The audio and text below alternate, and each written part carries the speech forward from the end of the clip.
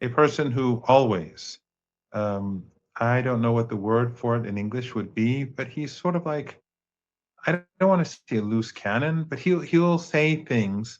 He speaks off the cuff a lot, and he says this sort of thing a lot. He's been saying this for months.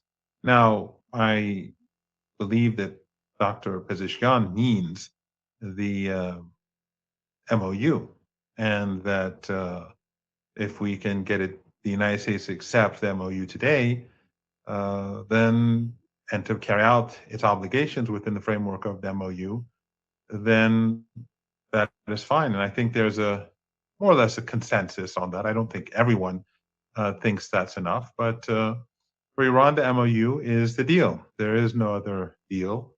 And since Trump has already um, betrayed Iran at the negotiating table on multiple occasions. Last year, we had the 12-day war. Before the war, we were carrying out negotiations, and then it turned out that that was just for cover. The true intentions were to attack Iran, so the negotiations were all fake. Then the negotiations before this war, roughly 6 months ago, took place. That turned out to be fake. The Omani foreign minister of the country that Trump now says he's going to bomb to SHIT. He went to the United States, said a significant progress had been made, but it was clear that the Americans were not seeking uh, a deal or progress. They were hell bent on attacking Iran because that's what Netanyahu wanted. And then, of course, we had the ceasefire agreement after 40 days of fighting. And a part of that ceasefire deal was an end to the slaughter in Lebanon. And then Netanyahu, in order to wreck the ceasefire, he carpet bombed Lebanon. You recall this. And then Trump sided with him, even though it was a part of the deal that the Israeli regime would not be allowed to do so. And that led to siege warfare. Trump then imposed a siege on Iran, which lasted for over 2 months until we got the MOU. The point being that negotiating with Trump is virtually impossible because ultimately, when we did get the MOU, he put his signature on it. Literally, he signed the text. And it was clear from day one that he was not serious about implementation. And we went through this together before. He violated Article 1 on Lebanon and the other fronts. He violated all the other articles. He refused to hand over Iran's stolen assets. He continued to threaten Iranian people and the Iranian leadership, a violation of the deal. He expanded the sanctions regime during that period, another violation. He removed the sanctions on Iran's oil exports, then reversed it after a few days, another violation. And the list goes on until he finally went and set up his own corridor, in the Strait of Hormuz, which was a violation of Article 5, which basically said that Iran will manage the Strait of Hormuz and normalize trade. So what is Iran to negotiate right now? Who does Iran negotiate with? So right now, the Iranians are saying, if we're going to have a peace, the United States has to carry out its obligations. And Iran has been more clear about U.S. obligations because in the MOU, Iran said Lebanon and other fronts, the wars have to come to an end. And now Iran has been more specific. The Supreme National Security Council and its chair have said Gaza has to end, and the wars in Yemen and Palestine in general and Iraq have to come to an end. Not crazy demands, stop killing kids, but that's something that's not very So, appetizing for the Trump regime. so, Professor, you said the MOU is the deal, but the MOU is very vague and brief. For example, the MOU does not mention the fees of the Strait of Hormuz and what that fee would be and how the structure would be and how the Strait of Hormuz would look like. So these are all things being negotiated. So I think the disagreements But are that's the not main between disagreement. Iran and the United States. Yeah, but that's not between Iran. That's not a part of an Iran-U.S. arrangement. We don't negotiate our affairs with Oman with the United States. So the MOU was about normalizing trade through the Strait of Hormuz. that would take 2 months. The first month would the number of ships would rise gradually, and in month two it would be a normal like before. But the management of the Strait of Hormuz is something that will happen after negotiations between Iran and Oman, and that is actually written in Article 5. Correct. But what I mean is that I understand what you're saying. There's no details of what happens to the Strait of Hormuz because that's completely irrelevant to the United States. Now, this is whether it should be relevant, shouldn't be relevant, the legal implications, etc. Obviously, the U.S. has no territory there, unless you want to believe Trump. The U.S. owns the Strait of Hormuz; it's now American territory, but the U.S. has no territorial waters there. So, from a legal perspective, it has no say on what happens to the Strait of Hormuz. But obviously, this is not the reality we have right now. And there are discussions. I think the main disagreement is on the Strait of Hormuz. So I think the question would be is, what is more likely? So let's say the Iranians want to charge a 3% fee, just making up a number, for all ships that go through. Would you say it's more likely the Iranians, not because of the economic blockade, let's just say it directly, because of the economic blockade by the United States, the economic sanctions, are they more likely to concede, go from 3% to 1%? They still get a fee, they still make a lot of money, but it's lower than what they were initially demanding? Or they're more likely to stick to 3% and escalate into kinetic action, strike the US in order to break the blockade? I think the problems between Iran and the United States go far beyond the Strait of Hormuz. The issue is that the Israeli regime is committing genocide in Gaza. It's occupying southern Lebanon. As we speak, it's bombing Lebanon as we speak. And Lebanon is killing people every day, women and children. And for Iran, these have to come to an end. In other words, without these happening, there will be no agreement with the United States. The Strait of Hormuz will not be open. So as long as the genocide, you see, Mario, the difference between Iran and Western governments is that they think, these elites think that since they have no real principles and they have no real values, then no one has values and principles. And obviously, these mad mullahs, these evil ayatollahs, they obviously don't have principles. So it's all cynical to them. But the Iranians are saying, and they're very clear about this, until the occupation of Lebanon comes to an end, and the killing comes to an end, and until, more importantly, the genocide in Gaza comes to an end, we will not have a deal, and we will not open the Strait of Hormuz. Now, the Strait of Hormuz is not fully closed for a host of reasons. Some ships linked to friends of Iran, they go through. Some ships linked to countries on the other side of the Persian Gulf, they allow them to go through. They have some deals. The Iranians and the Emirates have their own deals. The Iranians and Qatar have their own deals. You know, that's how it works right now. So some ships go through, but the Strait of Hormuz will not be normalized until the genocide in Gaza comes to an end. So these are part of it. So it's not as if the Americans are saying, okay, we're going to force the Israeli regime to stop killing kids, and we're going to hand over your assets. And no, it has, all of these things have to happen. That is the MOU. That's what Trump signed on to, and then we'll have normalization. So it's not. So the issue is not whether Iran is going to get 3% or 1%. And if whatever it gets, it's going to be between Iran and Oman, and it's subject to change. It could go from 3 to 5 next year. It could go from 5 to 2 next year. That is between these two countries. But the root of the problem is the wars and the Americans, and now they want to start something with Turkey, possibly, which have no doubt that if there's, even though Erdogan never helped Palestine or Gaza or Lebanon or Iran, but if the Israeli regime attacks Turkey, Iran will go to the aid of Turkey. So, but in any case, the wars have to go to an end. The wars have to come to an end. And this is just one small piece of the puzzle.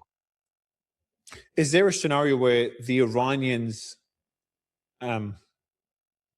escalate? So if the blockade continues, and there's a big debate right now on who blinks first, because this is having pretty significant impact on the American economy. We're seeing bond yields, etc., in the US and Europe, inflation, economic slowdown. And also it's having an impact, as Ghalibaf and Pezeshkian just said, it's having an impact in Iran. So everyone's debating on who's going to blink first, who's suffering more, who can sustain this for longer. Is there a level where if it reaches that level from a pain threshold to the Iranian people, that the Iranians decide to strike the Americans first in order to break the deadlock? That's quite possible. Or that the Iranians would start striking the proxies of the United States in the region. All of that is possible. Remember, we don't have a ceasefire. We're at war. And the United States is waging siege warfare. And the countries in the region are hosting U.S. forces, U.S. assets, and they assisted the United States in attacking Iran. So when there's no ceasefire, then whenever you decide to fire at your enemy, you're not initiating conflict. So yes, there's a possibility that Iran will start punishing the United States, taking out its assets in the region, taking out its proxies in the region.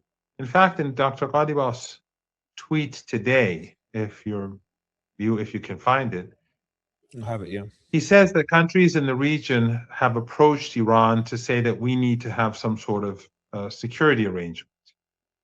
And that the only way forward is just to get rid of the Americans, because the Americans and the Israelis don't care about these countries. They only care about Israelis. And they sacrifice these countries. And in that tweet, he said something like, these countries, meaning the countries in the Persian Gulf, they recognize that their fate was, their fate was at stake. Their regimes were at stake. For a while, it seemed to them that they could lose everything. That is the key point. If the United States intensifies its warfare against Iran, then these countries that have cooperated with the United States, that cooperate with the United States, that assist the United States in its warfare against Iran, they're not out of the woods. Yeah, I've got the post here by Ghalibaf. It's an interesting post because it's the timing of it is interesting, considering the Mecca agreement, the negotiations that are going on, the agreement between Turkey, Pakistan, Saudi, Egypt being open to join. Bangladesh today said that they could join. Syria yesterday said they could join. That's a middle finger to Israel there. It's a pretty significant developments after the strike on Syria by Israel. So this is Ghalibaf saying, we received numerous messages from neighboring countries about shaping new security arrangements and economic cooperation in the region. The US put security of every single one of its allies at such risk through bullying and pure disregard for their interests for the sake of Israel that they briefly saw their entire existence on the line. A homegrown independent order is what will actually deliver peace and security. I know I have another thing I want to ask you about, and I know this is you speaking, this is your personal opinion, speaking on the behalf of the government. You don't have access to any classified information. I'm very confident that the Iranians fired the missiles at the UAE. I'm not surprised, during negotiations, these things happen. One thing I've learned, especially from this war, but, doing what I do over the last few years, and I'm sure you can relate to this, is 80% of what's out there is either, fluff or just fabricated. Usually what matters the most what happens behind the scenes, and we don't know about it. So do you know why? What is the disagreement between the Emiratis and the Iranians for the missiles to be fired at the Emirates a few days ago? I'm just really fascinated to know why. I haven't found out yet. Iran did not fire 2 missiles at the Emirates. And Iranian missiles don't fall into the sea. I think by now, you and I and others know that if Iran fires a missile, it'll hit the target. It will not. No, but they were intercepted. They haven't, from what I understand, they haven't fallen into the sea. They were intercepted. I No, know one was. there were no.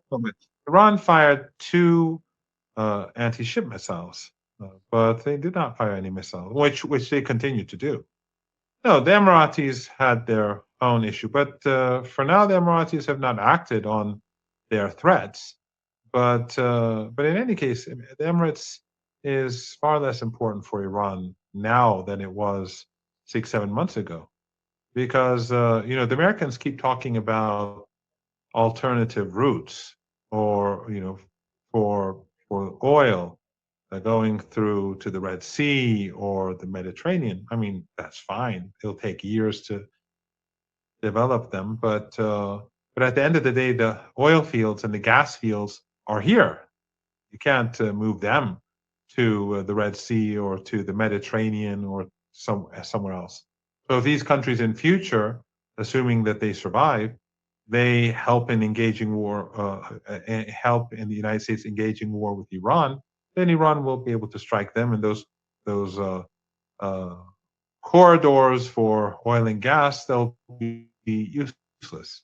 But what has happened actually is that Iran's corridors are being swiftly uh, developed through Central Asia, through Afghanistan, through Pakistan, through the Caspian Sea, and through the Caucasus. So, and Iran is not like Saudi Arabia or the Emirates or Bahrain or Qatar or Kuwait. It has a diverse economy.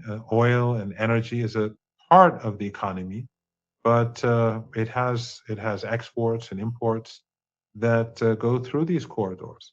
So the more these corridors are developed, uh, the less dependent Iran is on ports in the Persian Gulf region. But no, Iran didn't fire ground-to-ground missiles at the Emirates. If they had, they would have struck the targets.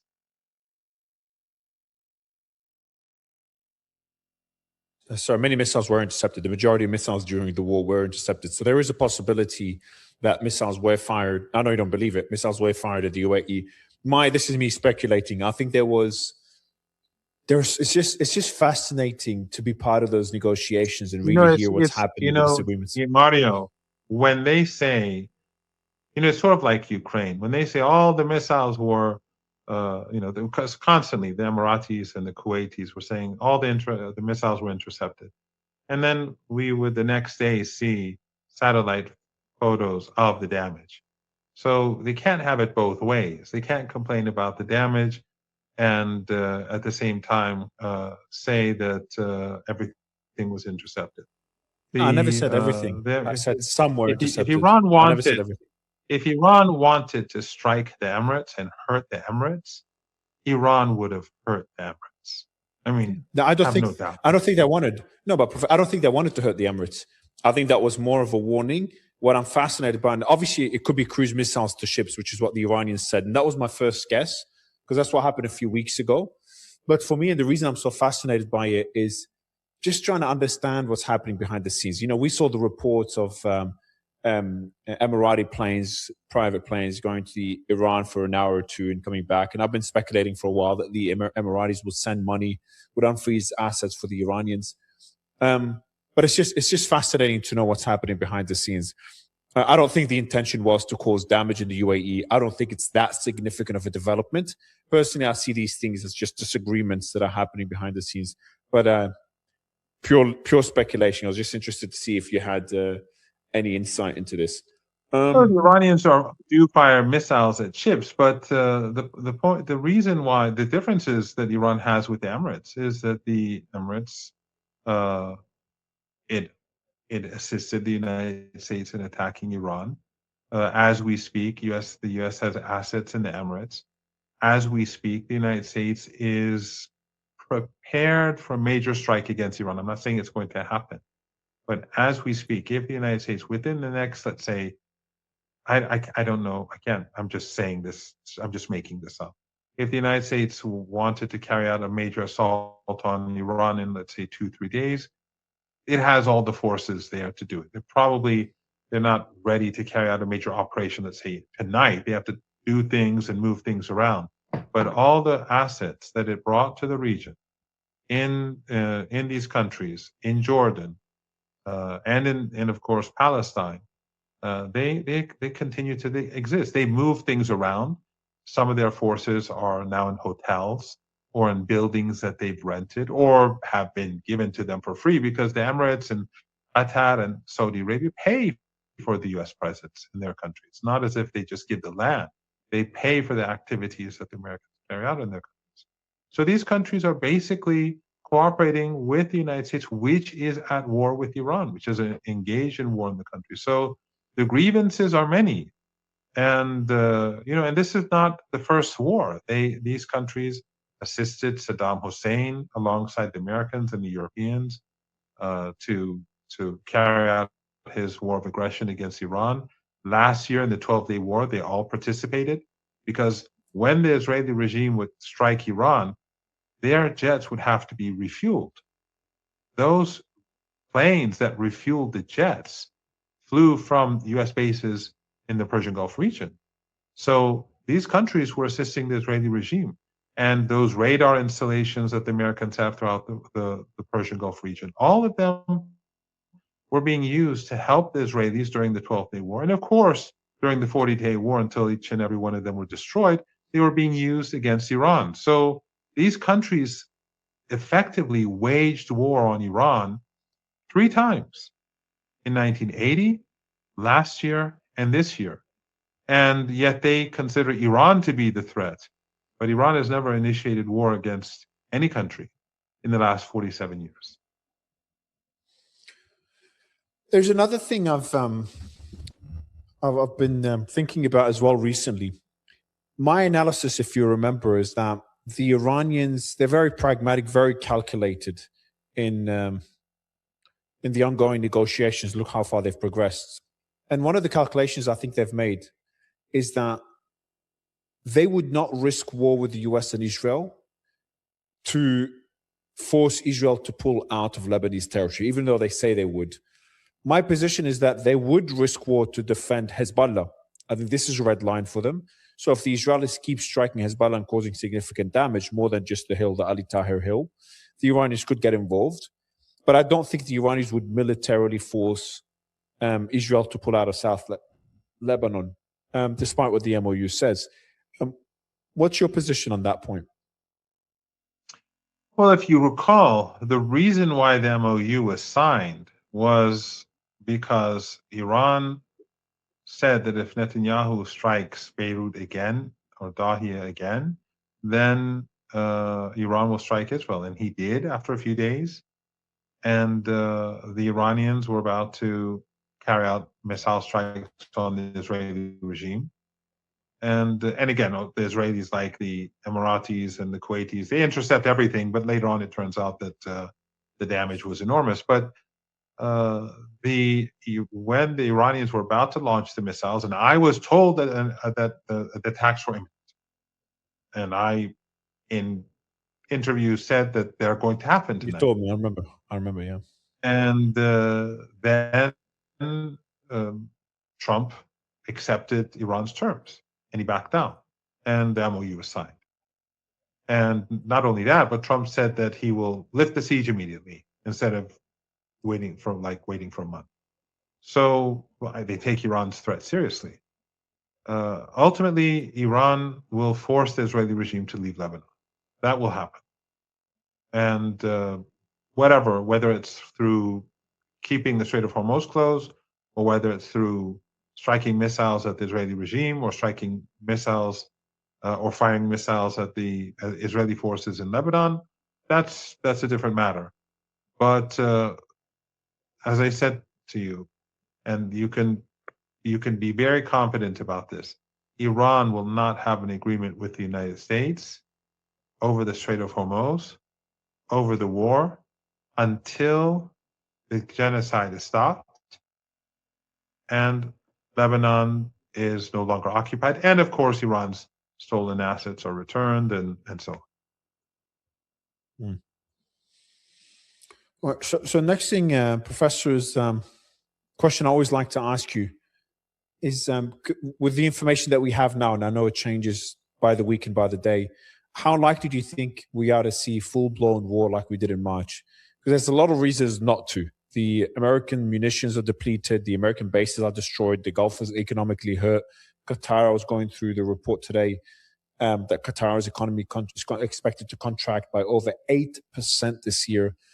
Kuwait, Bahrain, probably worse. And then on the Iranian side, the economy is hit hard. A lot of the leaders have been assassinated. A lot of the energy infrastructure, not they didn't strike a lot of the energy infrastructure, but a lot of the military infrastructure was struck. So both sides would obviously prefer to avoid war. And both sides are licking their wounds after this war. How likely are they to get back to that situation, though?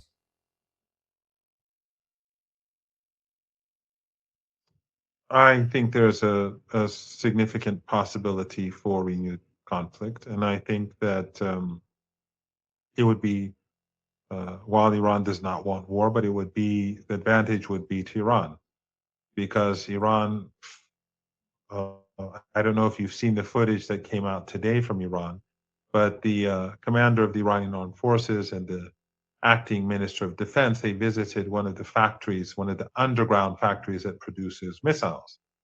And the point is that the Israelis and the Americans have not only failed in destroying Iran's missile cities, they failed to destroy Iran's missile developing capabilities, its R&D capabilities, and the production of missiles and drones as well. So Iran can produce missiles and is producing missiles and drones at a very rapid pace, and it's expanding its underground missile cities. After all, it's our home turf. It's being done in its own country, while the United States is going to have a difficult time in building new missiles and interceptors and all the other things that they need. And the situation with the U.S. Navy and all that is obvious for everyone. So while the situation is not ideal for Iran, the economy is definitely hurting. But militarily speaking, the time is on the side of the Iranians, and they know that. And so if the United States wants to carry out their so-called D-Day for economic warfare, well, the Iranian response may involve using its military capability. Yeah.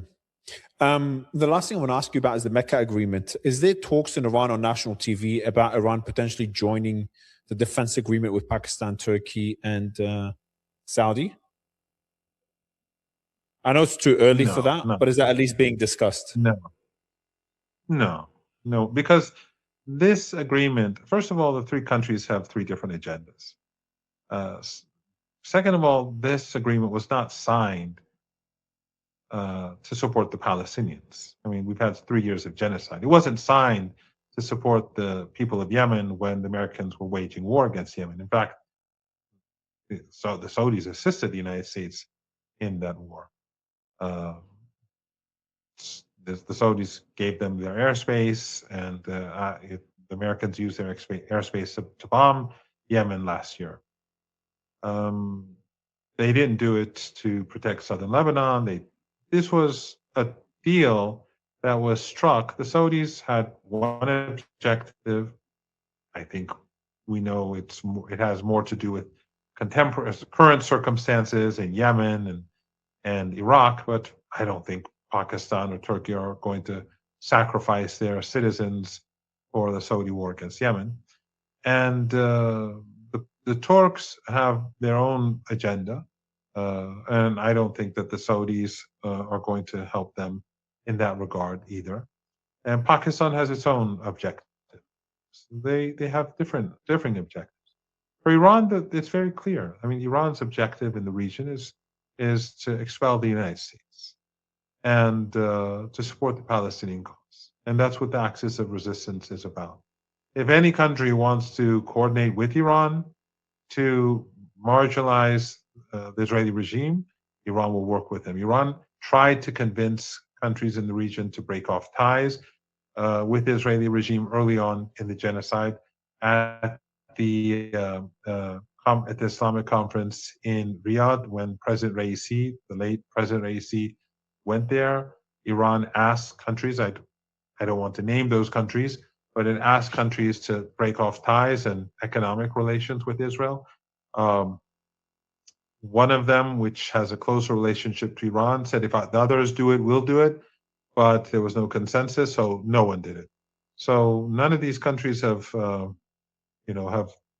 have broken ties with the Israeli regime. Those that do have ties, none of them who have economic ties have broken off those ties.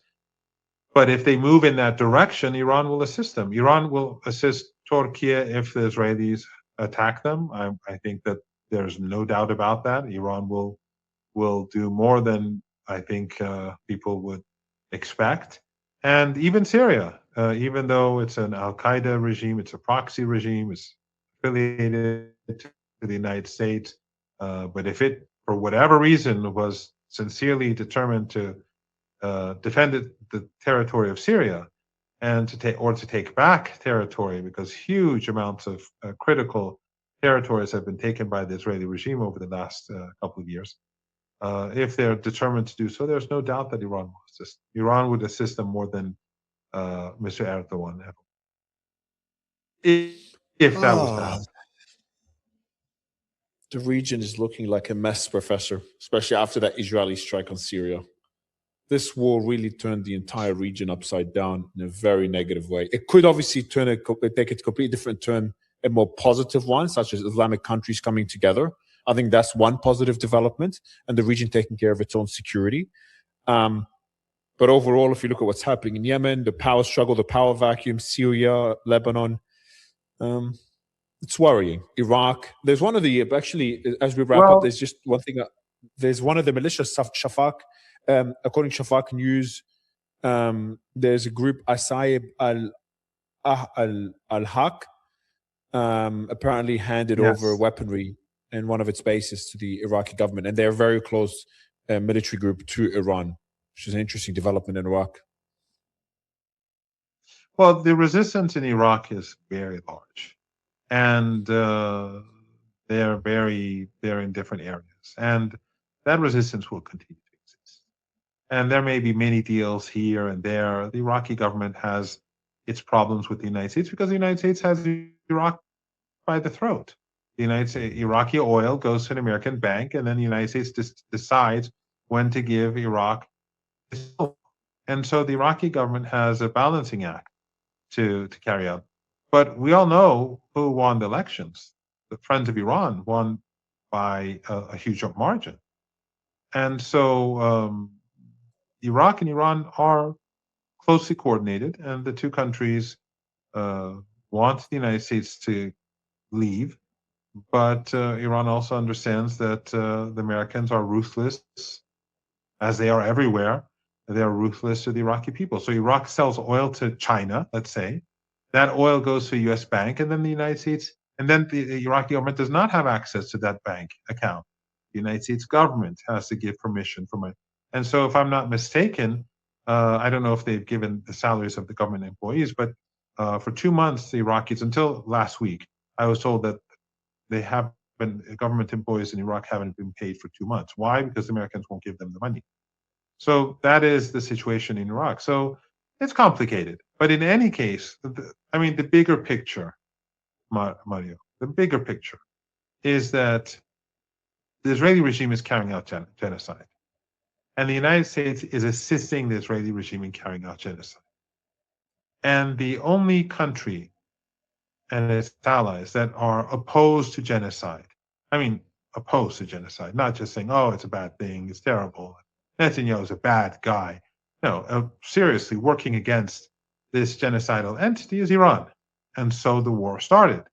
Did any country come to the assistance of Iran or Yemen, which also stood up for Palestine? That's why the Americans waged war against Yemen. Did any country in this region try to join, create a pact which included Iran or Yemen because of Israel? No, none of them did that. They all maintain excellent relations with the United States. They all maintain excellent relations with empire. But the reason why we have this war is because Iran says no to genocide. Yemen says no to genocide. The resistance says no to genocide. It's very clear.